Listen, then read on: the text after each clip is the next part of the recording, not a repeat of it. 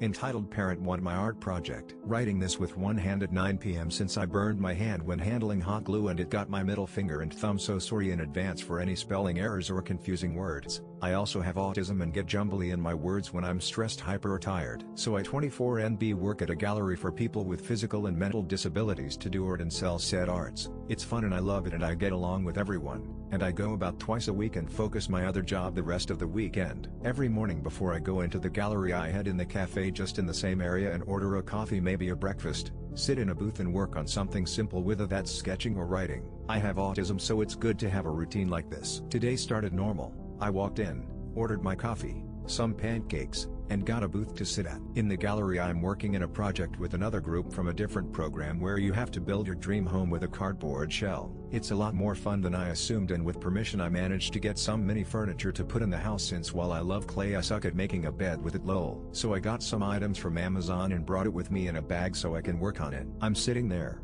writing on my laptop, sipping my latte, and just chilling with the cafe's vibe as people stated to slowly trickle in for the breakfast rush, and I was eyeing the time for when the gallery opens. Then walked the entitled parent of the story with a little girl, maybe 8 or so. I didn't pay much attention to them cause they just looked like a normal mother-daughter duo. They just sat a booth after ordering and I paid them no mind. That was until the little girl pipped up about my briefcase's keychain charm, which was a little clay dog day from Poppy Playtime my boyfriend made me recently. I thanked her for the compliment and she was happy chatting with me about how she likes Poppy Playtime. I thought bit young for the game but okay, and didn't say much. Then her eyes locked to my bag with the mini furniture. The little girl pointed and yelled, "Look mom, it's a little toaster." There was indeed a little toaster. The mom looked up from her phone and looked to my bag. She then asked me where I got them, in which I answered simply Amazon. The pair's food arrived and we stopped talking for a while. I continued my writing and breakfast, minding my own business. After a while Liam spoke up again.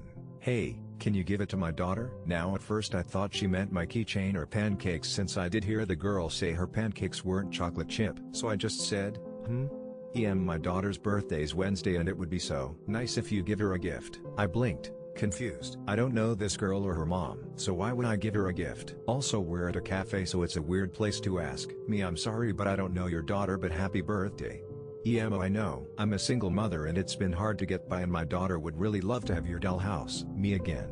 "I'm sorry, but I can't do that. This is for my work, but they were really cheap on Amazon."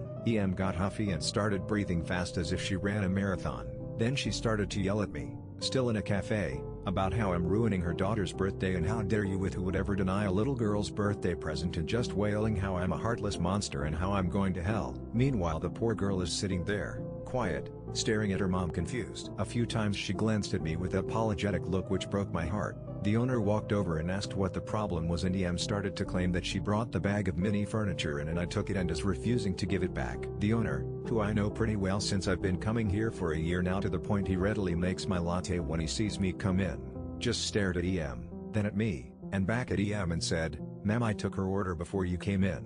I saw she brought it in with her." Em's face turns a weird reddish purple and she slammed some 20s on the table, grabbed her daughter, and hurried off. The owner then asked if I was okay and left after I said I was. New lesson learned: never bring my art projects that isn't my iPad or sketchbook in the cafe.